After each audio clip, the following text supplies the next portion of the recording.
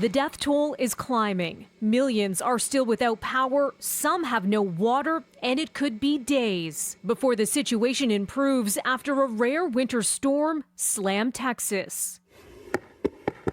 My own home has been without power water now for 4 nights. The top government official for Harris County, which includes the city of Houston, warning the outages could linger even after the winter weather moves out. A lot of folks are losing water pressure, including our hospitals. And so everyone's working to try and get them drinking water, to try and get those supplies back up. We've got carbon monoxide poisoning issues.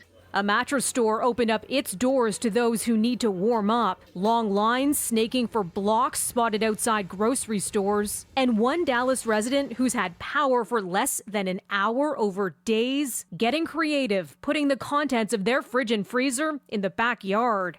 Temperatures in Texas not expected to warm up significantly until the weekend. The U.S. National Weather Service warning of swaths of half an inch of ice will be possible in the red areas, from Texas to the mid-Atlantic region. We had up to 5 million people across the state without power. We still have about 3 million people without power. The mayor of Austin, Texas, telling CNN about a third of the power customers in his city are still in the dark. These extreme weather situations are happening much more frequently, and we were not prepared. Texas is unique among the states, as the Washington Post reports, in having a grid all its own that is almost entirely cut off from the rest of the country. Something that's prevented Texas from importing much electricity as its power plants went down. And the Texas grid got crushed because its operators didn't see the need to prepare for cold weather.